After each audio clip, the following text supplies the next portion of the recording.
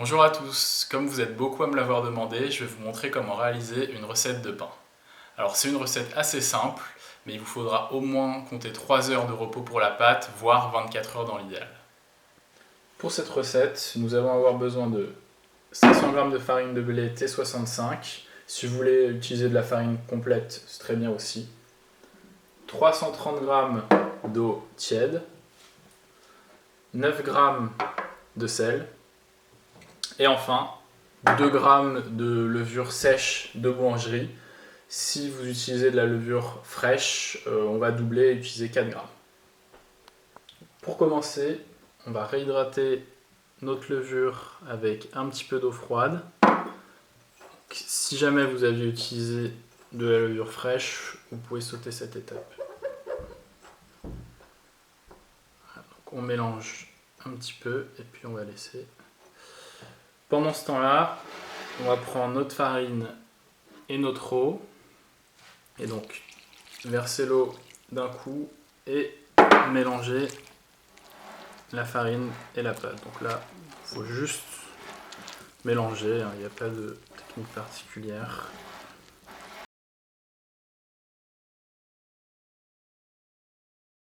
Une fois qu'on a un mélange homogène, c'est-à-dire qu'on n'a plus de farine qui traîne, plus d'eau qui traîne, là, on va laisser cette pâte reposer entre 30 minutes et 1 heure. Après 1 heure, on peut voir que la pâte a changé de consistance, on a une belle élasticité si on tire la pâte comme ça. Donc maintenant, on va rajouter la levure et le sel.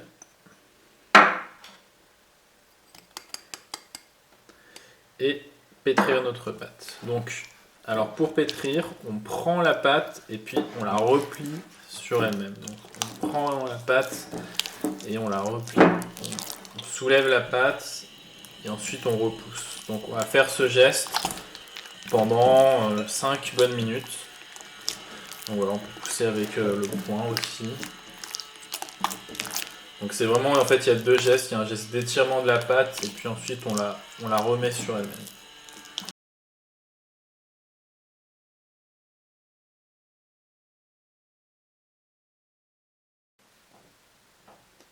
Après 5 minutes de pétrissage, on peut voir que la pâte est très lisse, donc c'est parfait. Maintenant, on va la recouvrir avec un torchon. Et là, on a deux options. Donc pour un meilleur résultat, on va la laisser 1 heure à température ambiante et ensuite environ 24 heures au frigo.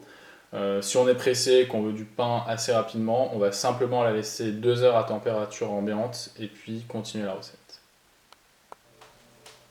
Maintenant que notre pâte a reposé une nuit au frigo, on voit qu'elle a pris du volume et on aperçoit des petites bulles d'air à la surface. Donc maintenant, on va façonner nos pains. Donc d'abord, prendre la farine, farine un petit peu notre plan de travail, on farine un petit peu la pâte et on va la renverser.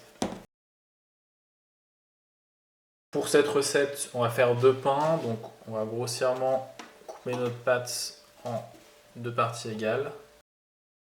Et on va faire des pains avec une forme un petit peu allongée. Donc là, on prend et on essaie de faire une petite préforme comme ça, un petit ovale pour donner une première forme à notre pain.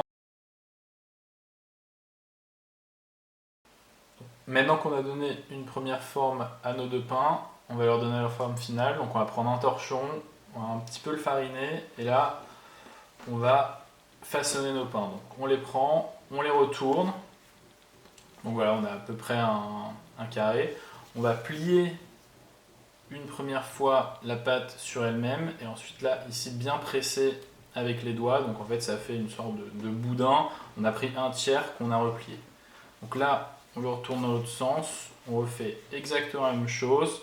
Donc on prend le boudin, on le met au milieu et puis on appuie avec les doigts pour fermer. Et donc là, une troisième fois pour le fermer définitivement. Donc on replie encore la pâte sur elle-même. Et là, cette fois-ci, on va appuyer avec la paume pour le fermer. Donc ça va faire comme ça.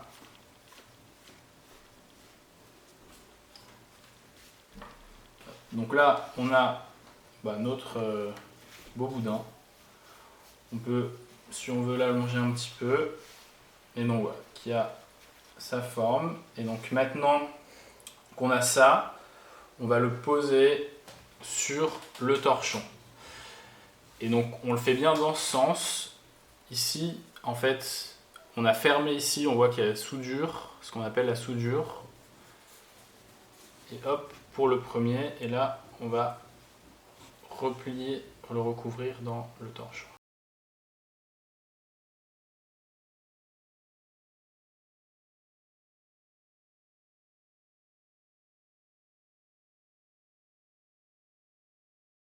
Et là, on va laisser reposer 1 heure avant de mettre au four. Après 1 heure de repos, on va passer à la dernière étape, la cuisson. Donc on va préchauffer notre four à 230 degrés, mettre environ 200 ml d'eau dans une casserole que l'on place au fond du four pour créer de l'humidité pendant la cuisson. Ensuite, on va prendre nos pains, on va un petit peu fariner le dessus donc pour que ça fasse joli et pas que ça colle. Donc parfois là, vos pains auront un peu collé au torchon, donc vous allez très délicatement essayer de le décoller comme ça en relevant les côtés. Donc vraiment, les pains ils sont très fragiles là, il ne faut pas trop appuyer dessus. Si c'est à peu près décollé, hop, on va le transvaser dans notre main et puis le mettre sur une plaque de cuisson avec un papier sulfurisé. Donc là, on lui redonne une petite forme, c'est un peu déformé. On fait la même chose pour l'autre.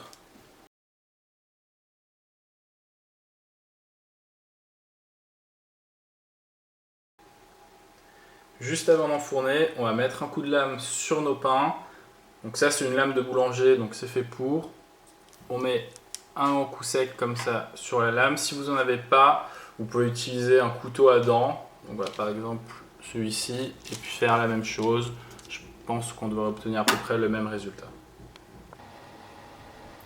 Maintenant que le four est à température, vérifiez bien que le plat d'eau que vous avez mis au fond soit en ébullition pour vraiment créer de la vapeur dans le four. Sans vapeur, les pains ne vont pas bien se développer. Donc là, on va pouvoir enfourner. Après 25 minutes de cuisson, on a vu que nos pains étaient bien cuits, donc on les a sortis du four et on va les laisser reposer une dizaine de minutes sur une grille qu'on a retournée pour laisser passer de l'air en dessous. Maintenant que notre pain refroidi, il est prêt, on va pouvoir le déguster.